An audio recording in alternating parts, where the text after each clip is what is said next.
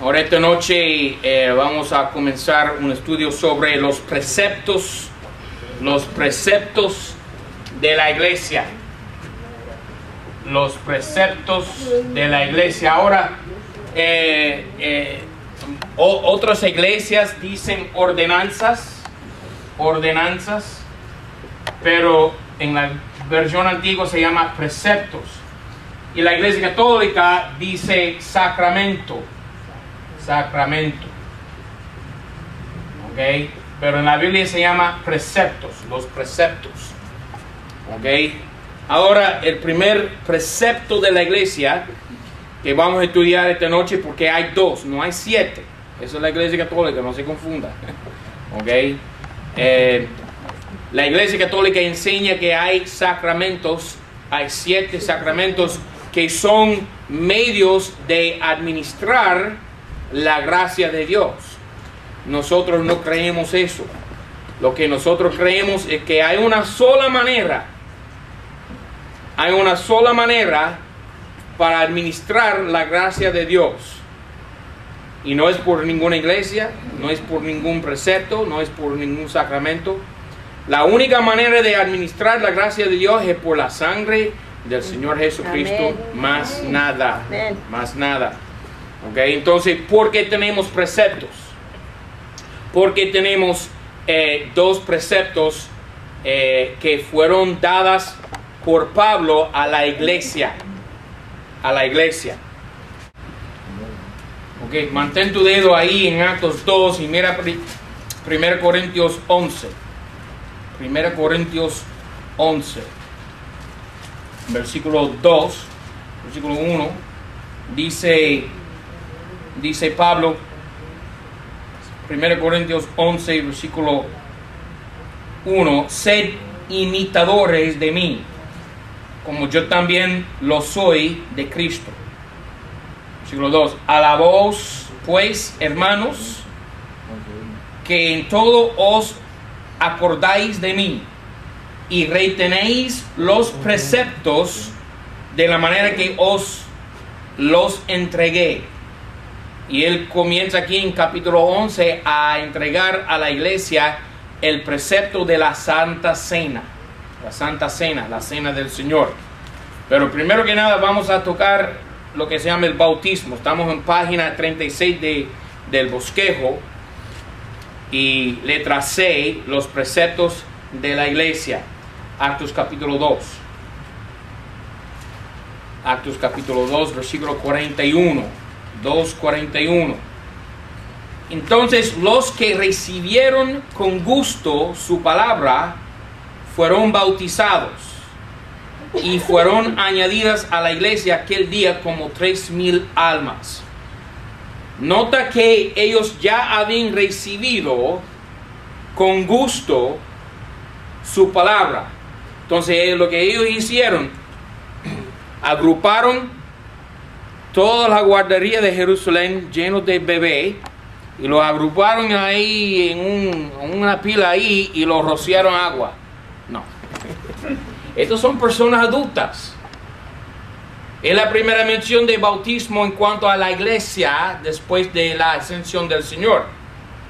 Y en ningún lado de la Biblia se menciona bautismo como siendo un precepto para los bebés. Okay. No rociamos los bebés. Okay. Ningún lado de la Biblia. Estos son todos aquí adultos que fueron bautizados en el río Jordán.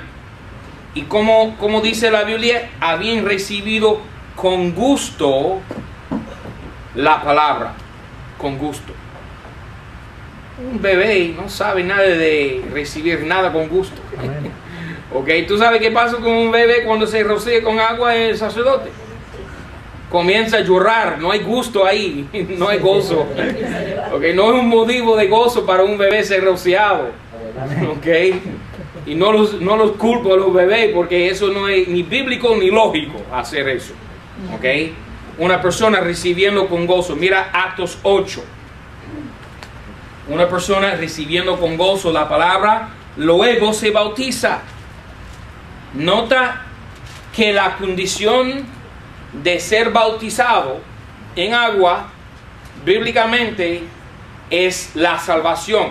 Si la persona no es salva, no tiene sentido, no es lógico bautizar a la persona en agua. No tiene sentido. 8:37, vamos a ver esto muy claro aquí. Muy claro. Aquí tenemos la historia del eunuco etíope, que él estaba leyendo la palabra de Dios, todavía perdido, todavía sin salvación. Él está estudiando en su carro, dice la Biblia, dice carro, un carro antiguo de aquello de los romanos. Está estudiando en su carro el libro de Isaías 53, que tiene que ver con el Señor Jesucristo, una profecía de Él y su sufrimiento en la cruz. Y él está leyendo esto y el Espíritu Santo manda a Felipe a juntarse al carro de este señor etíope. Es un eunuco, es un líder, un hombre siervo del rey de Etiopía. Y se junta al carro de él y el Señor quiere saber cómo es el pasaje que está leyendo, de quién habla, le pregunta. Y la Biblia dice que Felipe le evangelizó a Jesús, es decir, que le predicó a Jesús. ¿Ok? De la Escritura. Y este señor, oyendo de Jesucristo y la salvación que Cristo nos proveyó en la cruz del Calvario, este señor ya tiene ganas de ¿qué? De creer y ser bautizado. Porque estoy seguro que fue un judío y se había oído hablar de lo que se llama bautismo. Ahora, mira versículo 37, Actos 8. Este es aquel Moisés, disculpa, 8:37. Y Felipe dijo, si crees de todo corazón, ¿cuál es la condición de ser bautizado? Creer de todo corazón. Creer, porque mira lo que dice en 36. Y yendo por el camino vinieron a una agua y le dijo el eunuco, he aquí agua que impide que yo no sea bautizado. Y la respuesta es, Felipe, si crees de todo corazón. Entonces la condición, la prerequisito de ser bautizado es siempre creer en Cristo. Durante la época que se llama la época de la iglesia. Estamos viviendo ahora mismo en lo que se llama la época de la iglesia. Cristo murió 2000 años atrás, en el año 30 después de Cristo, después de su nacimiento. Y estamos aquí en 2012. Okay, tenemos 2000 años de la iglesia. Durante esta época aquí en que vivimos, en que estamos viviendo, esta época se llama la época de gracia. No somos salvos por el bautismo, ni por las obras, ni por los sacramentos. Somos salvos solamente, dice Pablo en Efesios 2:8, porque por gracia sois salvos por medio de la fe, y esto no de vosotros, pues es don de Dios, no por obras, para que nadie se gloríe. Muy claro eso. ¿Ok? Siguiendo, ¿cuál es el propósito del bautismo? El bautismo durante la época de la iglesia. Romanos 6. Un libro adelante. Otro libro adelante, Romanos 6 y versículo 3. 6:3.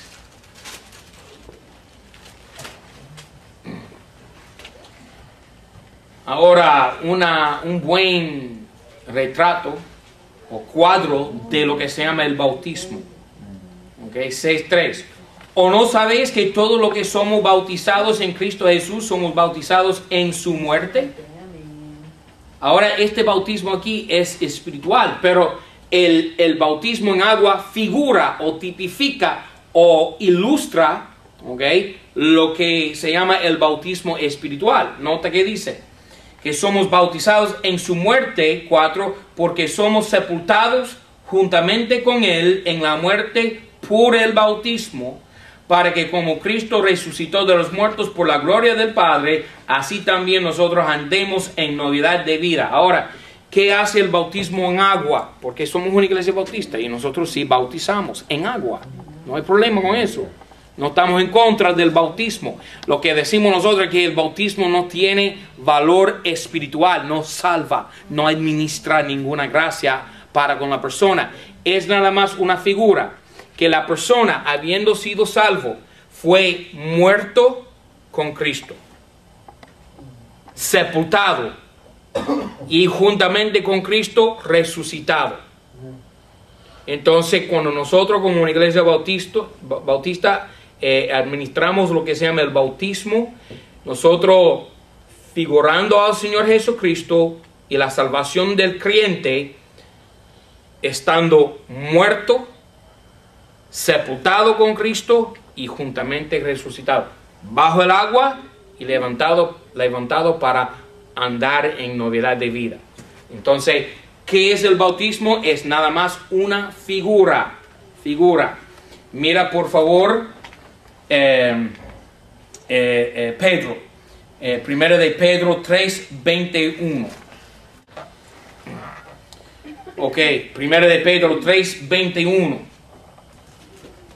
Versículo 20, los cuales en el tiempo pasado, hablando de Noé y los ángeles caídos, los cuales en el tiempo pasado fueron desobedientes cuando una vez se esperaba la paciencia de Dios en los días de Noé, cuando se aparejaba el arca en la cual pocas, es a saber, 8 personas fueron salvas por agua.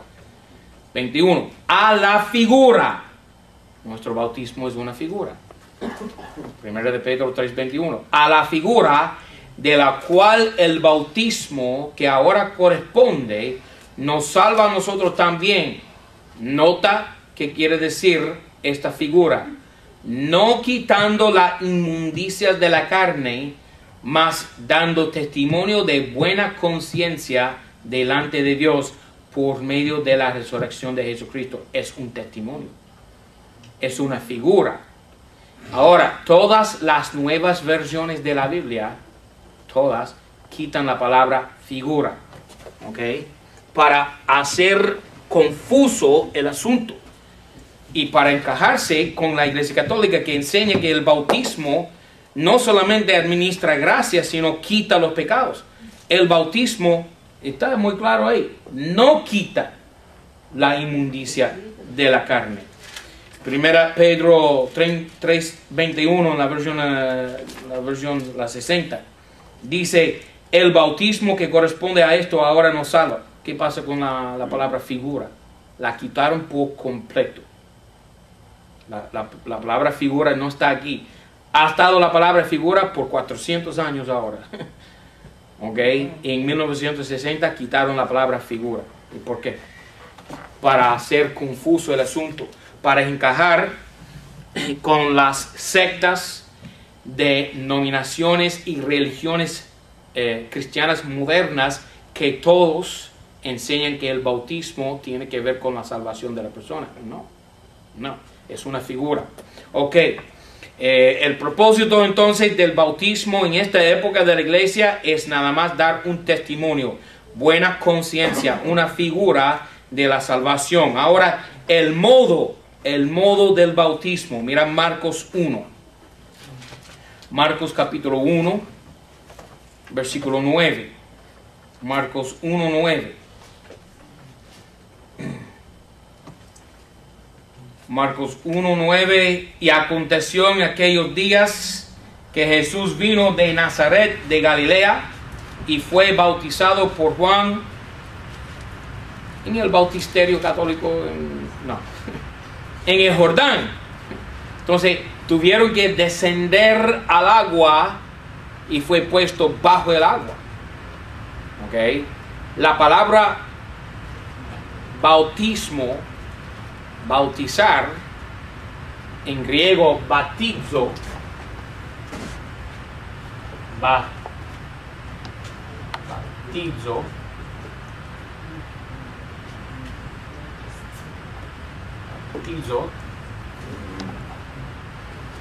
tiene que ver ¿qué? Con inmersión. Baptizo. Inmersar, sumergir, ¿ok? Inmersión, sumersión bajo agua. Ok, mira por favor, versículo 10. Y luego subiendo del agua. ¿Cómo pueden subir del agua si no se habían bajado? Ok, sí, se bajaron al agua y subieron luego. Ok, mira por favor Actos 8. Actos 8. Estamos hablando ahora, letra C, el modo del bautismo. Actos 8, versículo 38. Todavía, otra vez más tenemos aquí el hombre etíope que quiso ser bautizado y puso Felipe en una condición, es decir, creer en Cristo. Ok. Versículo 37, Felipe dijo, si crees de todo corazón, bien puedes. Y respondiendo él, dijo, creo que Jesucristo es el Hijo de Dios. Y mandó parar el carro, y descendieron ambos al agua, Felipe y el eunuco, y le bautizó. Y como subieron del agua, entonces descendieron al agua y subieron del agua. Okay. Muy claro las escrituras. Entonces yo no entiendo quién inventó esta cosa, rociar bebé. Eso no existe en ningún lado de la Biblia. Okay. Ahora el otro precepto de la iglesia se encuentra en 1 Corintios 11. 1 Corintios 11. Y se llama la Santa Cena, o la Cena del Señor. No se llama la misa, no se llama la Eucaristía. Eucaristía.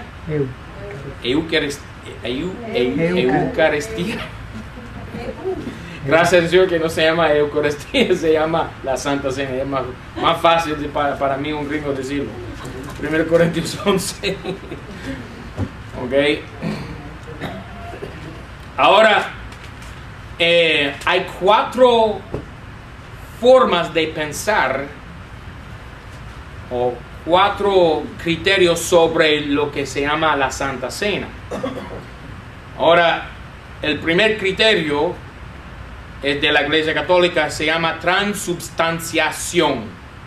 Transubstanciación.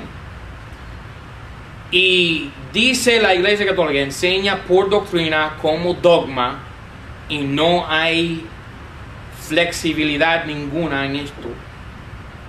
Hasta cuando en el Concilio de Trento dijeron que anatema sea cualquiera que no crea que el pan y el vino se convierten literalmente, son transformados literalmente en el cuerpo y la sangre literal del Señor Jesucristo. ¿Ok? Entonces, yo soy anatema, que quiere decir maldito. Porque yo no creo que el pancito y el vino se convierten en el cuerpo literal de Jesucristo. No lo creo para nada. ¿Ok?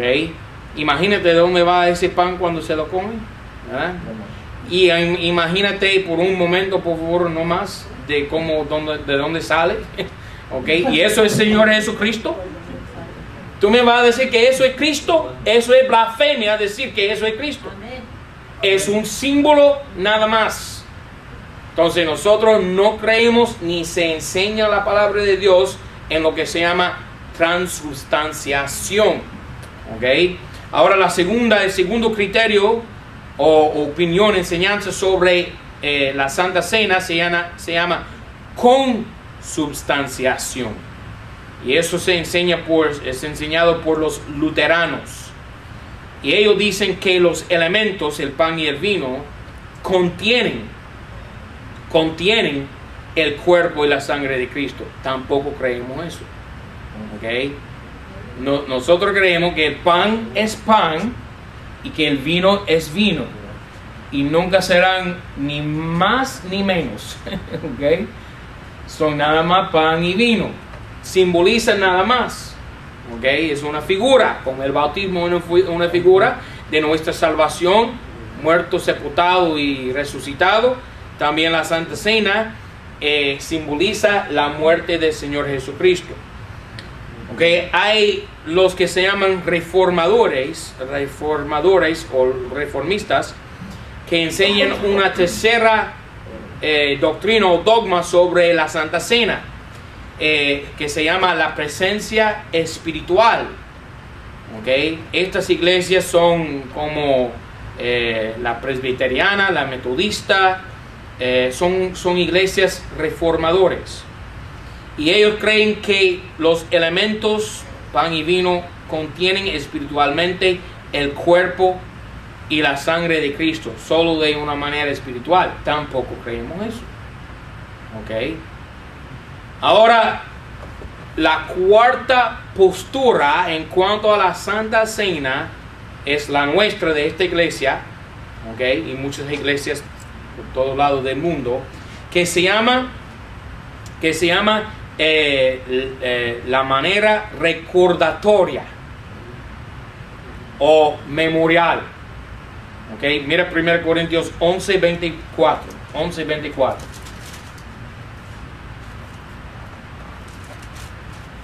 Es una memorial. 1 Corintios 11:24. Y habiendo dado gracias, lo rompió. Bueno, nos toca leer primero versículo 23. Porque yo recibí, dice Pablo, del Señor lo que también os he entregado. Entonces, es una procesión de entregar este precepto a nosotros. Comenzó con el Señor Jesucristo, la última noche en la Santa Cena, en el aposento alto. Jesucristo lo entregó a Pablo y los otros discípulos, y Pablo lo entregó a otros discípulos de él, y llega todo camino hasta ahora, 2012, que estamos aquí, y nosotros celebramos de la misma manera lo que se llama la Santa Cena.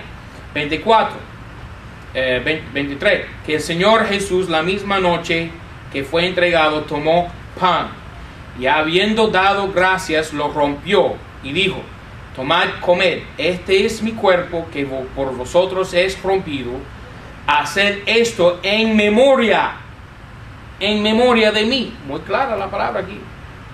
Okay. Es una memorial. 25, asimismo tomó también la copa después de haber cenado, diciendo: esta copa es el Nuevo Testamento en mi sangre, haced esto todas las veces que la bebiereis en memoria de mí. Es una memorial. Versículo 26, porque todas las veces que comiereis este pan y bebiereis esta copa, la muerte del Señor anunciáis hasta que venga. Entonces, cuando uno es bautizado, está anunciando la muerte y resurrección de Jesucristo a todo el mundo, porque es un testimonio público. La congregación viene al río o a la iglesia para ver a la persona siendo bautizado. Okay.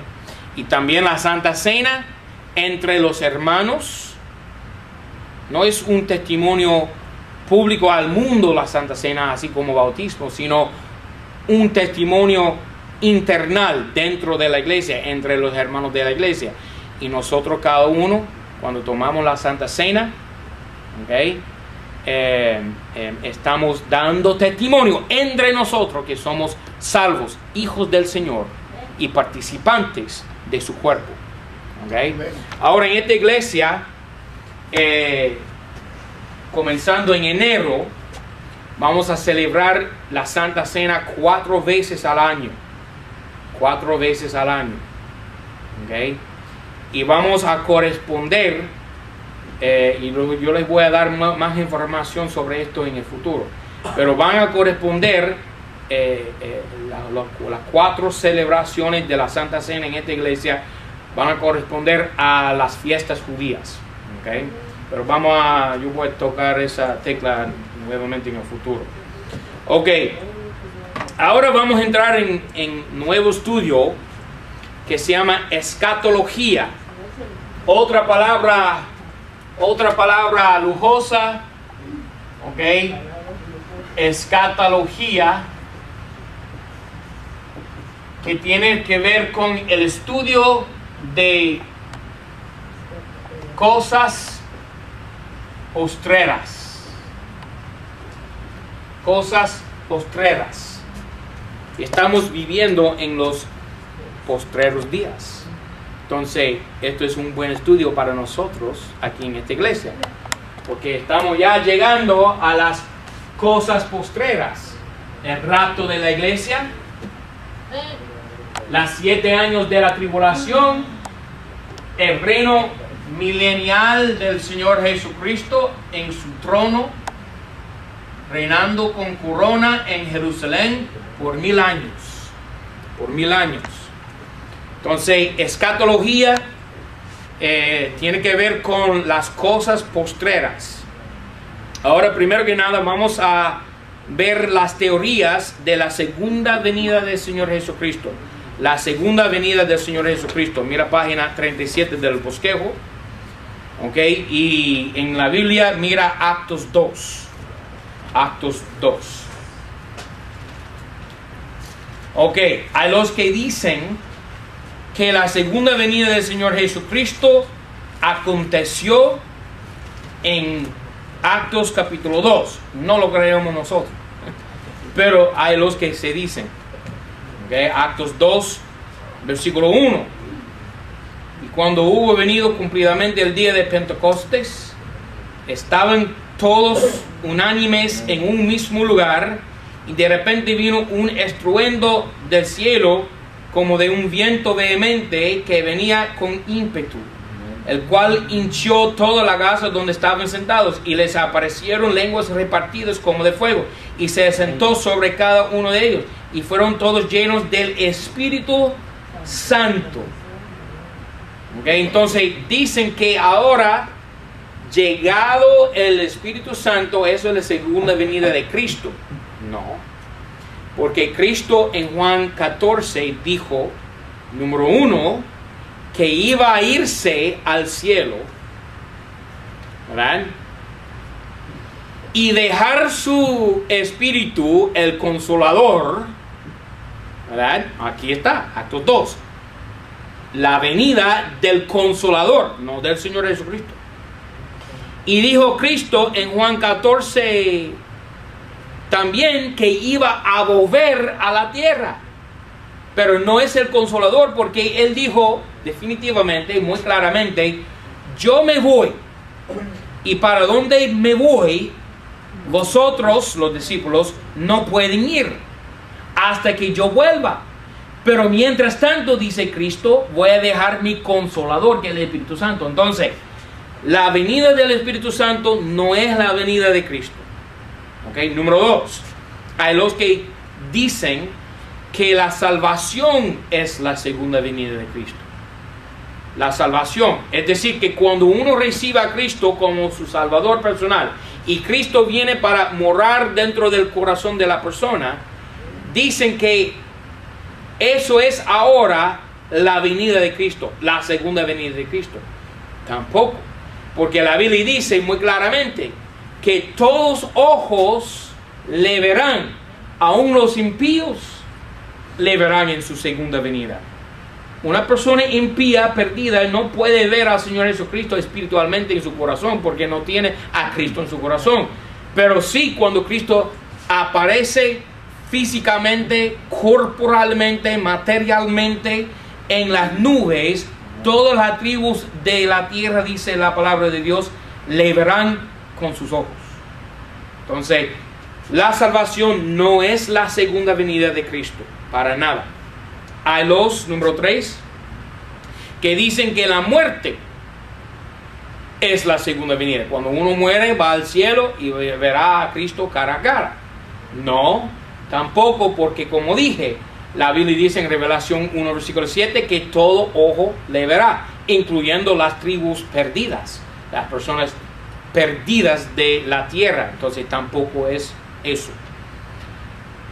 Ahora, número 4, dicen que es la destrucción de Jerusalén en el año 70, cuando Tito, el emperador de Roma, vino a Jerusalén en el año 70 y derribó a Jerusalén.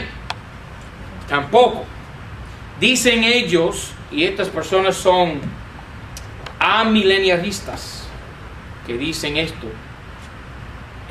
Dicen que Cristo vino espiritualmente. Realmente hay varios grupos a través de 2000 años de la iglesia que enseñan que Cristo vino en un momento u otro, que Cristo vino espiritualmente. Por ejemplo, los testigos de Jehová por años enseñaban que Cristo había de venir en el año 1914 y Cristo no vino. Una pila de ellos, ¿verdad?, habían vendido sus casas, todos sus bienes, y llegaron a un monte, una loma ahí, en vestiduras blancas para esperar la venida del Señor, y fueron frustrados porque no vino. ¿Okay? Y por la vergüenza de haber prognosticado la venida del Señor y no vino, por esa vergüenza, por la pena que ellos sufrieron, comenzaron a decir que vino espiritualmente. Entonces todavía Cristo está aquí desde el año 1914, reinando en este mundo espiritualmente. Eso es una locura. Si Cristo está reinando ahora, Él está haciendo un trabajo bien podrido, ¿ok? Porque este mundo es un desastre, ¿ok? Y si no crea, vaya a otro país del tercer mundo y viva como ellos viven allá, ¿ok? Este mundo no funciona. Y la Biblia dice que en 1 Corintios 4:4 que este mundo, el Dios de este siglo es el diablo. ¿Okay? Cristo no está reinando. Cristo reinará por 1000 años cuando viene corporalmente, físicamente, materialmente para reinar en Jerusalén. Amén. Pero ahora Obama reina, Cristo no. Okay. 5. Hay los que dicen, y esto se llama postmileniarismo. Okay. Nosotros nos llamamos premileniaristas. Okay. Ahora los que se llaman postmileniaristas. Los postmileniaristas son los que creen que la iglesia crecerá más y más, difundiendo por todos lados del mundo para controlar la cristiandad, controlará todo el mundo y luego vendrá Cristo después de haber vencido la iglesia sobre todo el mundo. Eso se llama postmileniarista, la posición postmileniarista. Déjame decirte, la iglesia también es un fracaso. La iglesia es un desastre. La iglesia no va a difundir el evangelio por todos lados del mundo. Nosotros no vamos a salvar a todo el mundo, ni tenemos control sobre todo. Estamos perdiendo control. El poco control que ha tenido la iglesia aquí en los Estados Unidos y otros lugares ya se está desvaneciendo completamente. Nuestra influencia aquí en este país ahora, los cristianos tienen no solamente mucho menos influencia, sino también somos calumniados, menospreciados y hasta perseguidos por nuestra fe. No nos hacen caso para nada. Mira como todos los sodomitas, los gays, están casándose, dándose en matrimonio, y el gobierno auspiciando esto. ¿Okay? Nosotros hemos perdido toda influencia y nunca la vamos a tener. Hasta que venga Cristo no vamos a tener influencia más. ¿Okay? Entonces eso se llama postmileniarismo. Y amilenialismo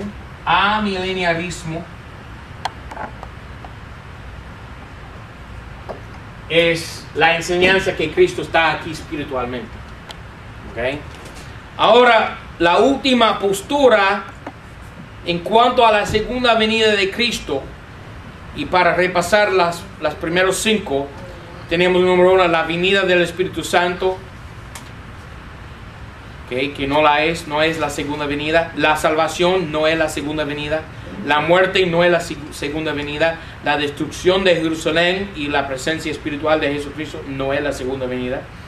La expansión o el difundir de la iglesia por todo lado del mundo tampoco es la segunda venida. Ahora, ¿qué es la segunda venida bíblicamente hablando? La segunda venida de Cristo es, número 1, literal. Número 2, personal. Número 3, corporal. Número 4, visible. Cristo regresando a la tierra, tomando control de todas las naciones en una guerra que se llama la guerra de Armagedón, ¿verdad? Y Él va a conquistar los enemigos de su pueblo Israel. Él va a matar a todos con una espada. La primera vez vino en un pesebre, la segunda vez viene en un caballo, ¿ok?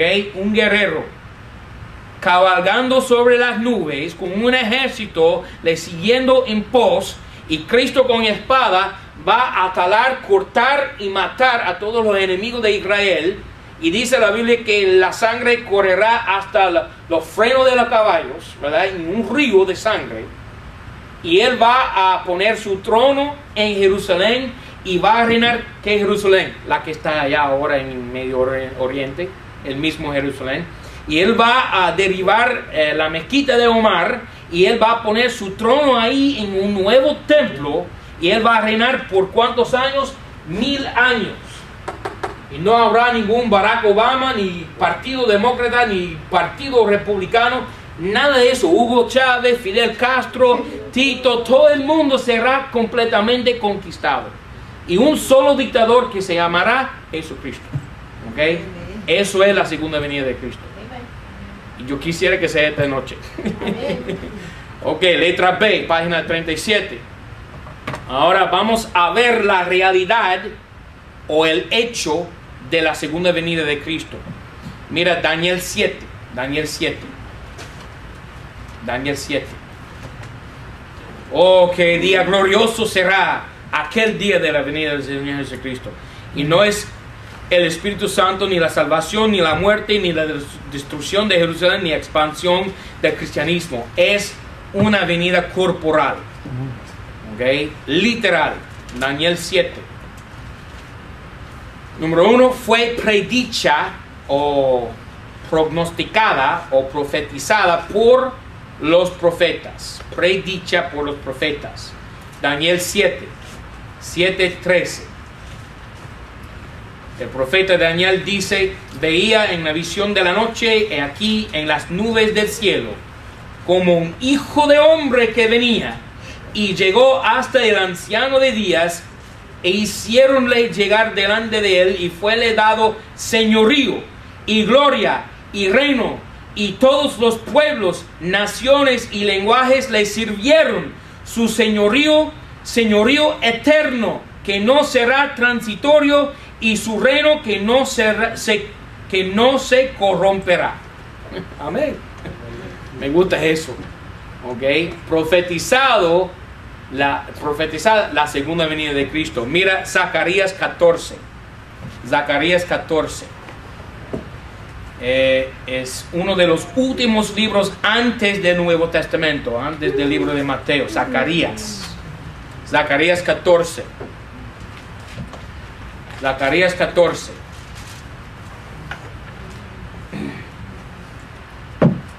Dice el profeta Zacarías, versículo 1: he aquí que el día de Jehová viene, y tus despojos serán repartidos en medio de ti, porque yo, aquí hablando Jehová, porque yo reuniré todas las naciones. ¿Cuántas naciones? Todas, incluyendo los Estados Unidos, incluyendo Cuba, Honduras, Colombia, Chile, lo que sea, ¿ok? Todas las naciones. Yo reuniré todas las naciones en batalla contra Jerusalén, y la ciudad será tomada, y las casas serán saqueadas, las mujeres serán forzadas, y la mitad de la ciudad irá en cautividad, mas el resto del pueblo no será talado de la ciudad.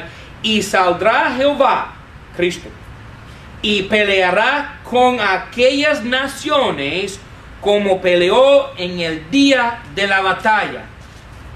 Y afirmarse han sus pies en aquel día sobre el monte de las Olivas, que está enfrente de Jerusalén a la parte del oriente.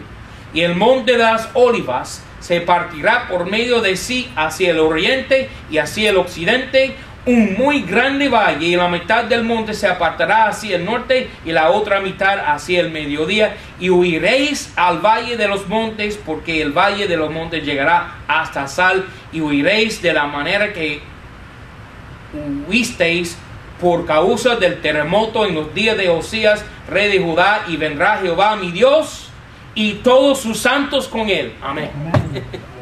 ¿Te gusta eso? Amén. Oh, que sea esta noche. Amén. Predicha por los profetas, ahora predicada también por Jesucristo. Mira Mateo 24. El hecho de la segunda venida de Cristo. Mateo 24. Predicada por Jesucristo. Él mismo lo prognosticó. 24:30 de Mateo. 24:30. Entonces, dice Cristo, se mostrará la señal del Hijo del Hombre en el cielo, y entonces lamentarán todas las tribus de la tierra, y verán al Hijo del Hombre que vendrá sobre las nubes del cielo con poder y grande gloria, y enviará sus ángeles, que somos nosotros, con trompeta y gran voz, y juntarán sus escogidos de los cuatro vientos, Israel, del un cabo del cielo hasta el otro. Entonces, Cristo, ¿qué está haciendo? Diciendo que Él va a venir con nosotros, la iglesia, para reinar sobre ¿quién? El pueblo de Israel. Reunidos los escogidos, el pueblo de Israel. ¿Dónde? En Jerusalén. Mira Juan 14. Juan 14. Cristo predicando su segunda venida. Juan 14. Juan 14. Dice Cristo: no se turbe vuestro corazón. Y es muy fácil turbar nuestro corazón, ¿no? Miren que estamos viviendo ahora. Mira cómo la gente sufre en este mundo. Mira cómo las guerras, rumores de guerras, pestilencias, hambres, crimen, desastres naturales que está sucediendo a este mundo hoy por hoy. Y es muy fácil que el corazón de uno desmaya. Pero dice Cristo: no se turbe vuestro corazón. Creéis en Dios, creed también en mí. En la casa de mi Padre muchas moradas hay. Si así no fuera, os lo hubiera yo dicho. Yo voy a aparejaros el lugar. Y si me fuere y os aparejare el lugar, vendré otra vez y os tomaré a mí mismo, para que donde yo estoy, vosotros también estéis. Amén. Dice: yo vendré otra vez. Me gusta eso. Ahora también prometida por ángeles. Mira Actos 1. Predicha por profetas, predicada por Jesucristo y prometida por ángeles. Número 3. Prometida por ángeles. Actos 1:11. Actos 1:11. Vamos a comenzar con versículo 9. Y habiendo dicho estas cosas, mirándole ellos, fue alzado. Cristo fue alzado a una nube, le recibió y le quitó de sus ojos. Cristo subió a su Padre, ¿verdad? Hace 2000 años. 10. Y estando ellos con los ojos puestos en el cielo, entre tanto que él iba, he aquí dos varones se pusieron junto a ellos en vestidos blancos, los cuales también les dijeron: varones galileos, ¿qué estáis mirando al cielo? Este mismo Jesús que ha sido tomado arriba de vosotros al cielo, así vendrá como le habéis visto ir al cielo. Dos ángeles prometiendo a los discípulos del Señor que Él vendrá nuevamente en las nubes, vistos por los ojos, visible visiblemente viniendo Cristo. Y ahora proclamada por los apóstoles. 2 Tesalonicenses 1. 2 Tesalonicenses 1. Versículo 7. Dice Pablo, a vosotros que sois atribulados. Sí, somos atribulados, Señor, por favor, venga. Y a vosotros que sois atribulados, daros reposo juntamente con nosotros cuando se manifestará el Señor Jesús desde el cielo con los ángeles de su poder en fuego de llama para dar el pago a los que no conocieron a Dios ni obedecen al Evangelio del Señor nuestro Jesucristo, los cuales serán castigados con eterna perdición procedente de la presencia del Señor y de la gloria de su poder. Versículo 10. Cuando viniere para ser glorificado en sus santos, nosotros venimos con él, y a hacerse de admirar en aquel día en todos los que creyeron, por cuanto nuestro testimonio ha sido creído entre vosotros. Pablo proclamando la segunda venida de Cristo. Mira, Santiago también lo proclama. Santiago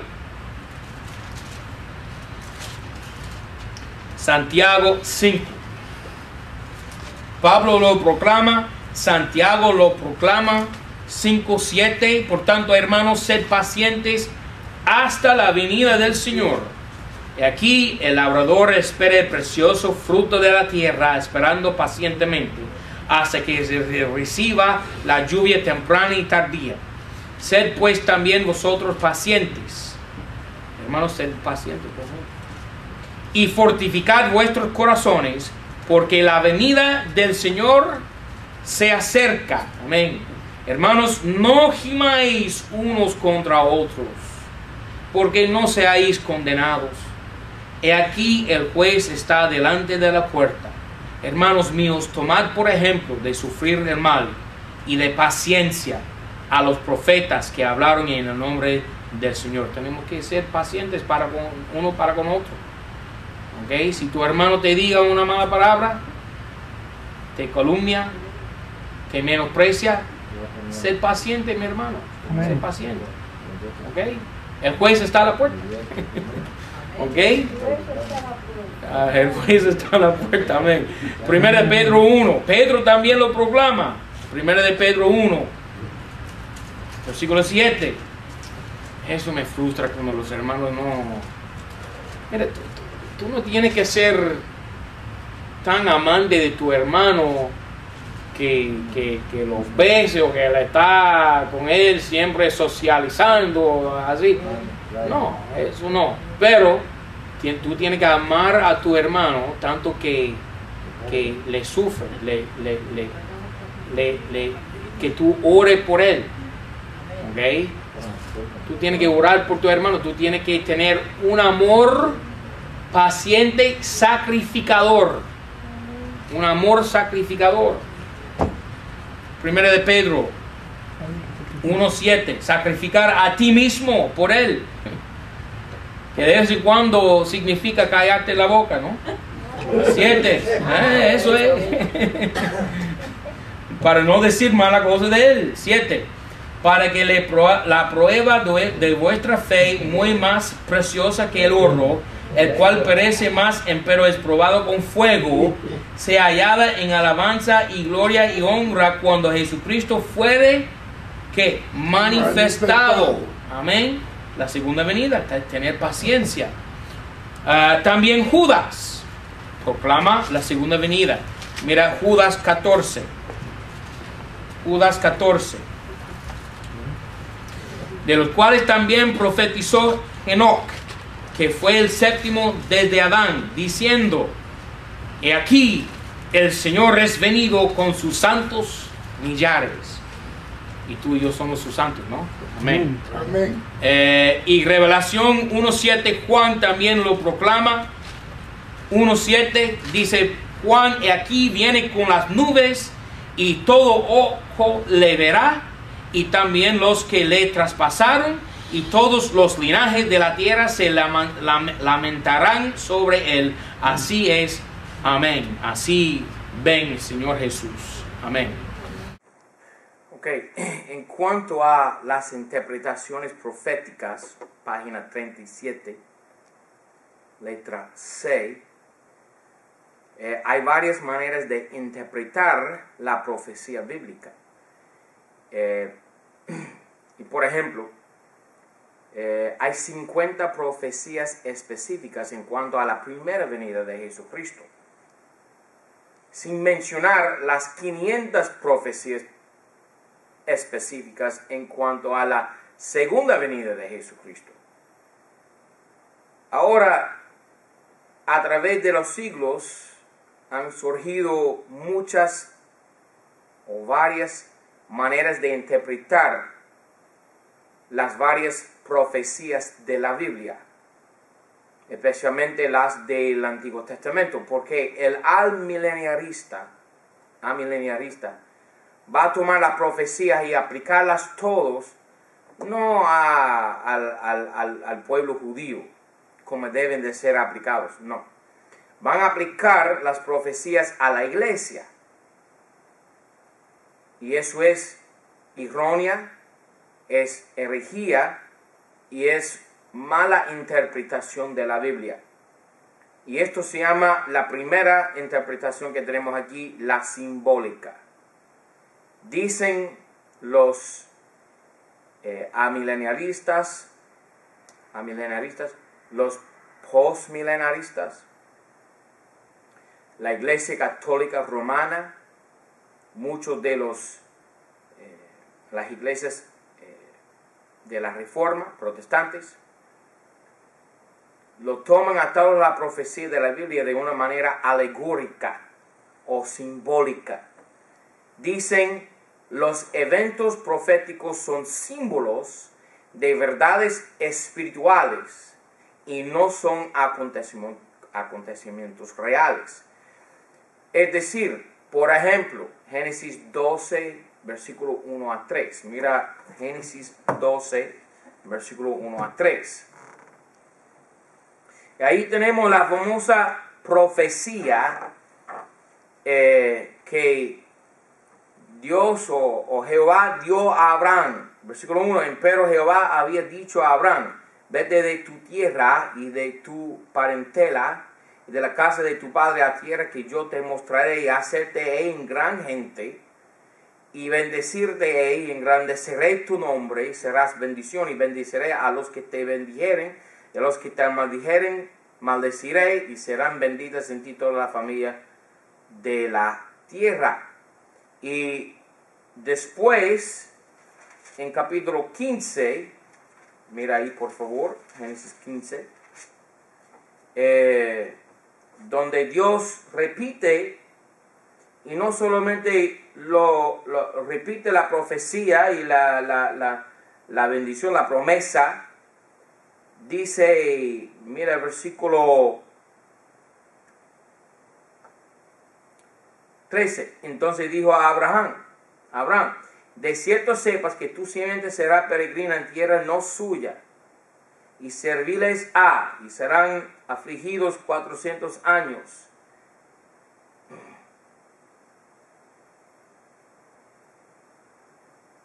Mira el versículo 18. Aquel día hizo Jehová concierto con Abraham, diciendo, a tu simiente daré esta tierra, desde el río de Egipto hasta el río grande, el río de Éufrates. Mira cuánto abarca esta promesa, cuánto terreno abarca esta promesa. Incluye mucho terreno, desde Egipto hasta Irak. ¿Ok?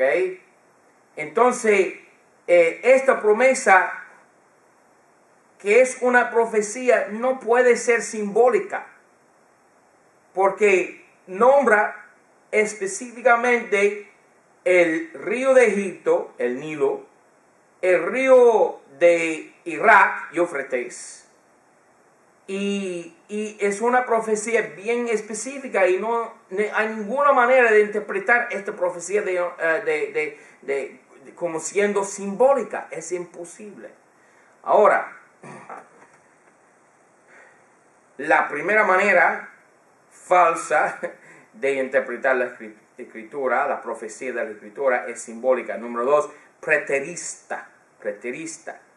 Eventos proféticos eran contemporáneos al tiempo de escritura o fueron cumplidos poco después, pero todos ya sucedieron y pasaron en el pasado.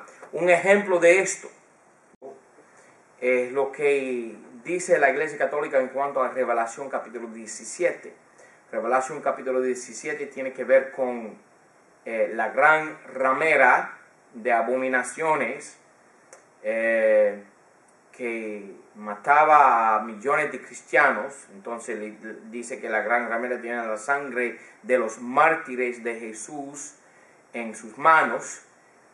Y la Iglesia Católica dice que esa gran ramera no es la Iglesia Católica Romana, sino el Imperio Romano, y la destrucción de la ciudad.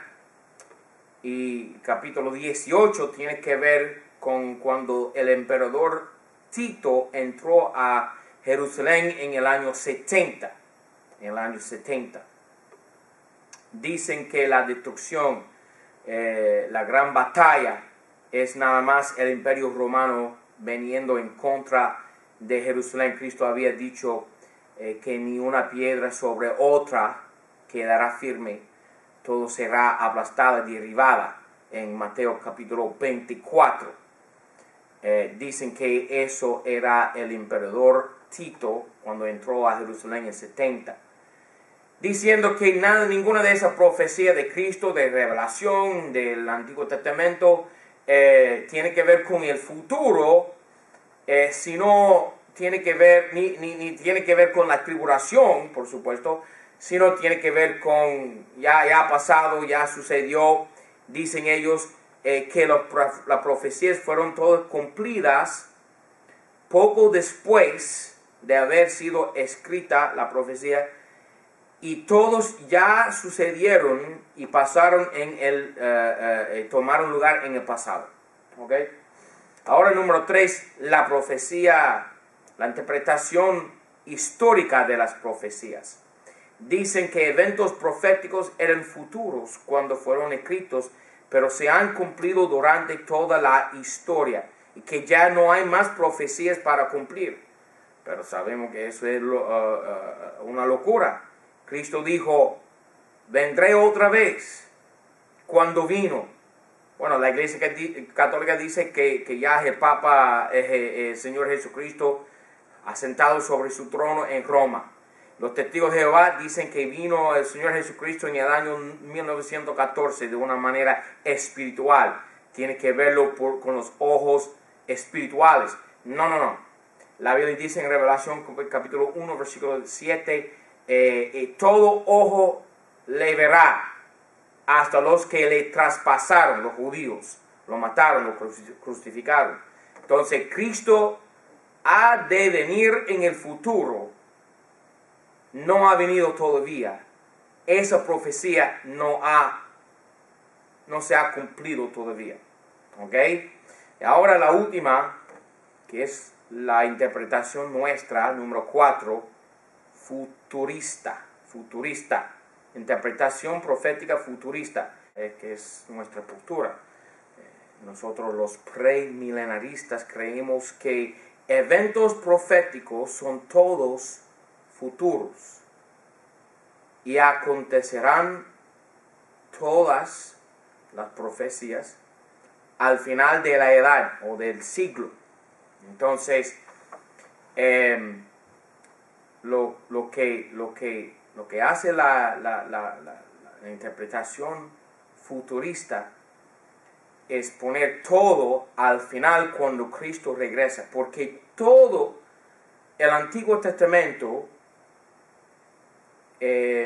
enfoca en un solo evento, el establecimiento del reino y la coronación del rey. ¿Ok? Todo el tema de la Biblia es el reino de Dios. Y decir que Cristo está reinando ya, es decir, que Cristo es el más malo rey que haya sido en toda la historia de la humanidad. Eso es imposible, hermanos. Cristo no ha venido todavía, y dice Pablo en 2 Corintios 4:4 que Satanás es el Dios de este siglo, es decir, que las naciones todas pertenecen al diablo y no serán de nuestro Señor hasta el futuro. Futurista, interpretación futurista. Dice Revelación 11:15. Mira lo que dice.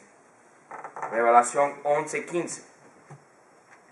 Dice la palabra de Dios, dice Juan, el apóstol, su visión del futuro, visión futurista, 11:15. Y el séptimo ángel tocó la trompeta y fueron hechas grandes voces en el cielo que decían: los reinos de este mundo han venido a ser los reinos de nuestro Señor y de su Cristo, y reinará por los siglos de los siglos. Déjame decirle, hermanos, Cristo no está reinando en esta tierra todavía. Las naciones todas no pertenecen a Cristo, pertenecen al diablo. Fue válida la oferta del diablo en Lucas 4 cuando dijo el diablo: póstrate delante de mí y te daré todas estas naciones. Eso fue una oferta válida y Cristo no la aceptó, porque Cristo sabía en aquel momento, que todas las naciones habían de ser suyas en el futuro. Salmo capítulo 2, cuando Dios asienta su Mesías sobre el trono. Amén. Amén. Entonces, la interpretación futurista es la correcta interpretación y las demás son erróneas y heréticas. Preguntas.